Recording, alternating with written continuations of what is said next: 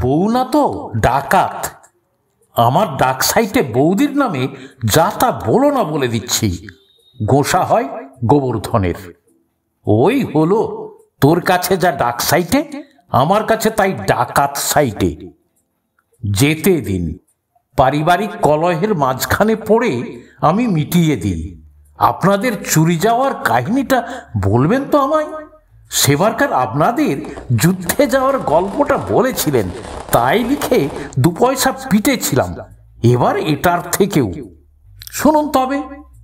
শিবরাম চক্রবর্তীর লেখা চোর ধরল গোবর্ধন গল্পটি, পাঠে শান্তিনাথ কুণ্ডু।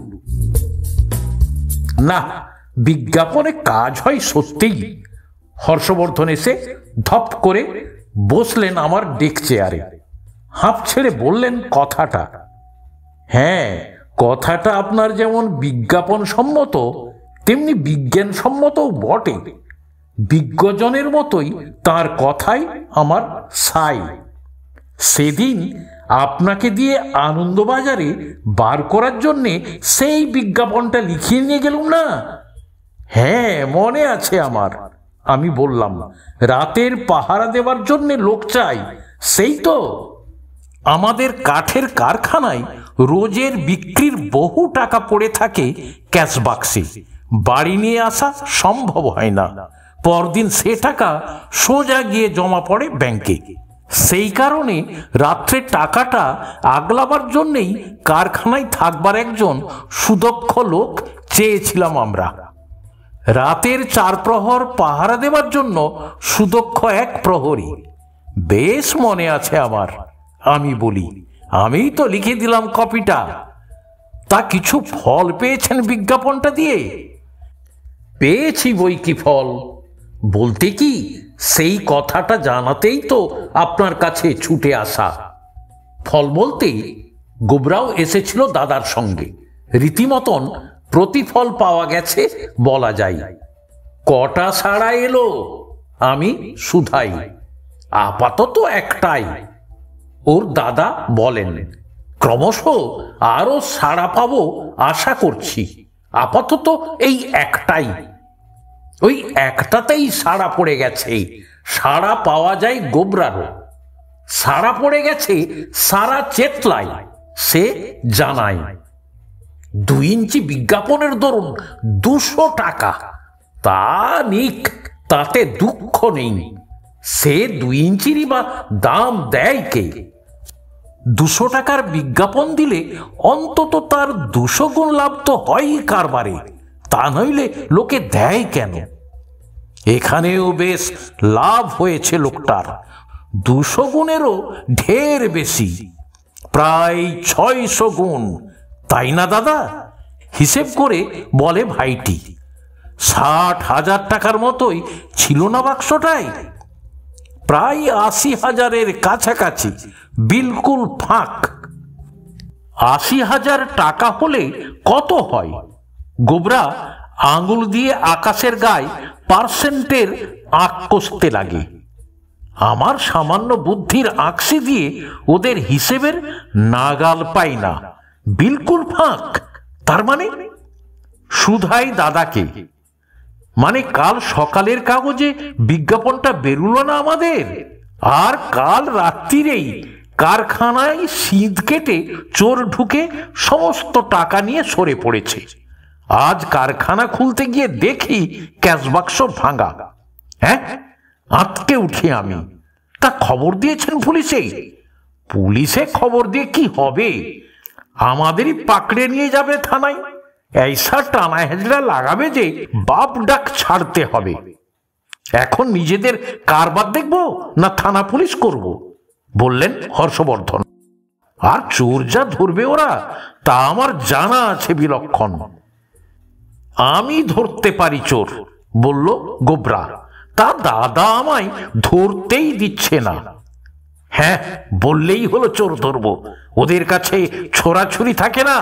ধরতে গেলেই ছুরি বসিয়ে দেবে ঘ্যাচাং করে, ভুঁড়ি ফাঁসিয়ে দেবে এক কথাই।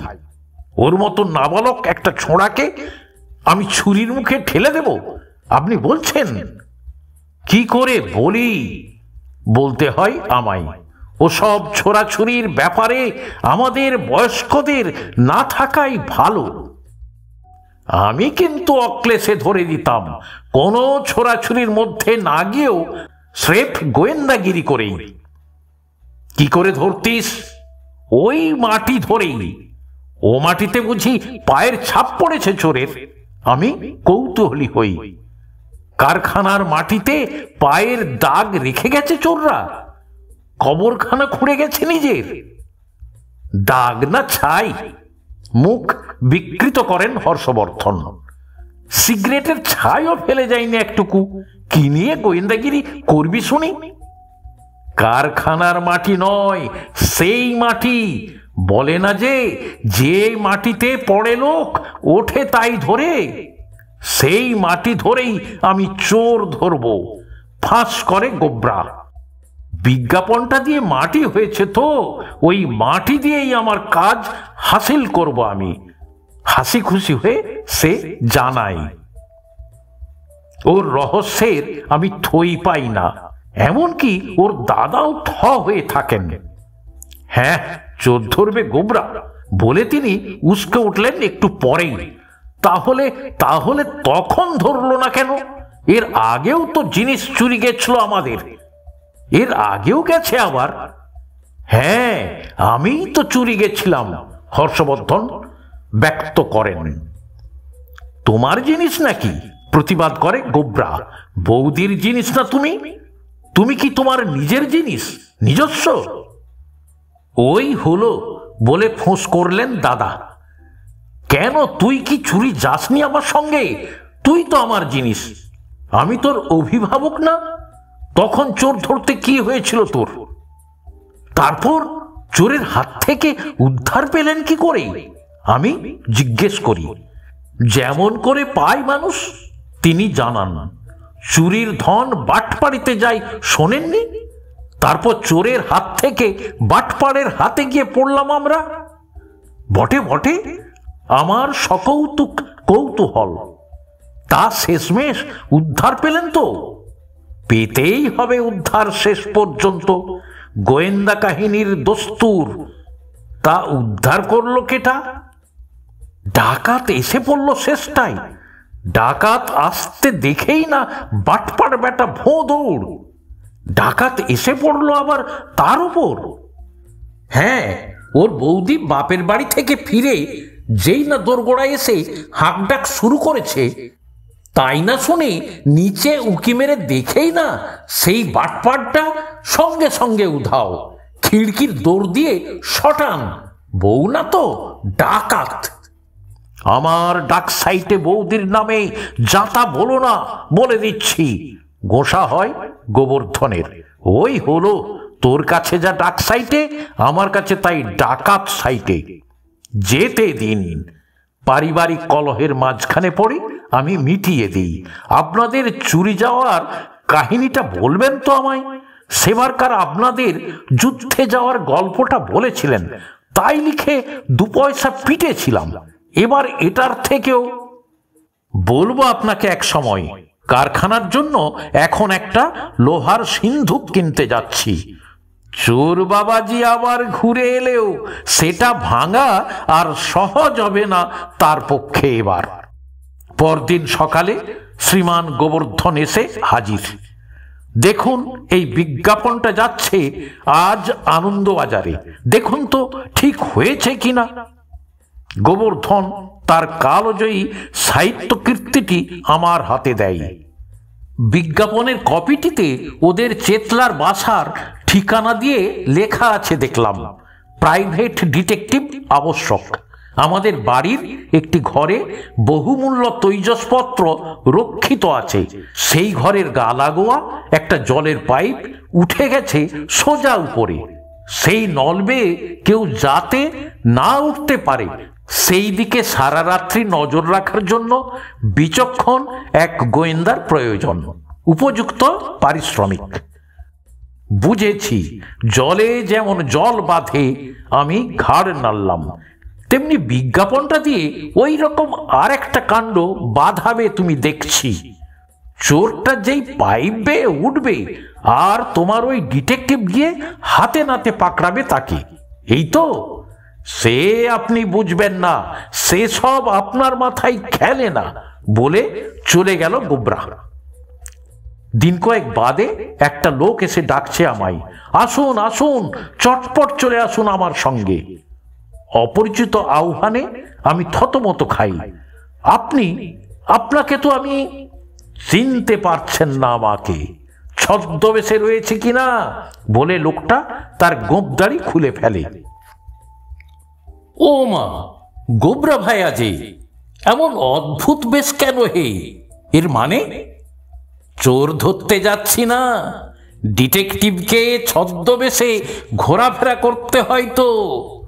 আপনার জন্যেও একজোড়া দাড়ি গোঁপ এনেছি, পরে নিন চট করে।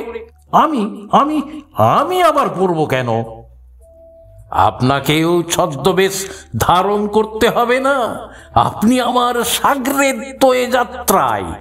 ব্রেকের যেমন স্মিথ, বিমলের যেমন কুমার, তেমনি আমার সহযোগী গোয়েন্দা যখন তখন আপনাকেও তো।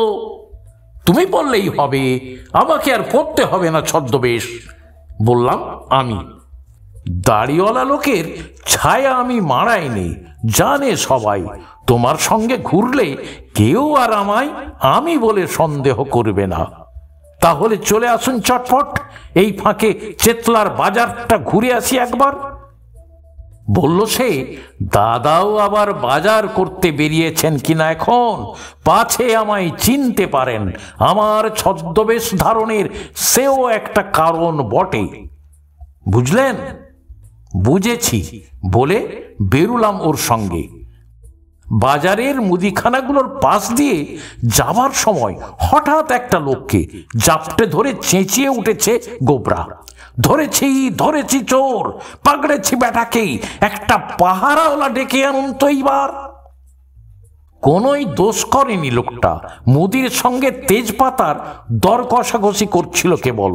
এমন সময় গোবরা ঝাঁপিয়ে পড়েছে তার ঘাড়ে। এমন খারাপ লাগলো আমার। লোকটা বাবারে মারে বলে হাঁক পাড়তে লাগলো, আর গোবরাও দাদা গো বৌদি গো বলে চেঁচাতে থাকে। কাছেই কোথাও বুঝি বাজার করছিলেন দাদা। ভাইয়ের হাঁক ডাকে এসে হাজির। কি হয়েছে রে, এমন ষাঁড়ের মতন চিল্লাচ্ছিস কেন? পাকড়েছি তোমার চোরকে, এই নাও ধরো। লোকটা তখন হর্ষবর্ধনের পা জড়িয়ে ধরে, দোহাই বাবু, আমাকে পুলিশে দেবেন না, দোহাই। সেদিন আমি 2 বছর খেটে বেরিয়েছি, এবার গেলে 6 বছরের জন্য ঠেলে দেবে জেলে। বেশ, দেব না পুলিশে, বের করে দাও আমাদের মালপত্তর। গোবরার তম্বি। সব বার করে দেব বাবু, চলুন। সকৃতজ্ঞ লোকটা আমাদের সঙ্গে নিয়ে তার বস্তির কুটিরেতে যায়। বের করে দেয় হর্ষবর্ধনের 80,000 টাকার নোটের বান্ডিল। আর আমার তৈজসপত্র সেসব গেল কোথায়? গোবরার রোয়াব ওই যে ওই কোনায় ধরা রয়েছে বাবু, নিয়ে যান দয়া করে। ঘরের কোণে 2টো বস্তা পাশাপাশি খাড়া করা দেখলাম। এগিয়ে গিয়ে উঁকি মেরে দেখছি যে এই কি তোমার তৈজসপত্র? জানায় গোবর্ধন। তেজপাতাকে সাধু ভাষায় কি বলে তাহলে? তৈজসপত্র বলে না? লেখক মানুষ হয়ে আপনি বাংলাও জানেন না ছাই। অবাক করল গোবর্ধন। কি বলে ও? বাঙালি লেখক হতে হলে আবার বাংলা ভাষা জানতে হয় নাকি? আশ্চর্য। এখানেই শেষ হলো। আপনাদের কেমন লেগেছে জানাবেন। ভালো লাগলে লাইক করতে ভুলবেন না। ধন্যবাদ।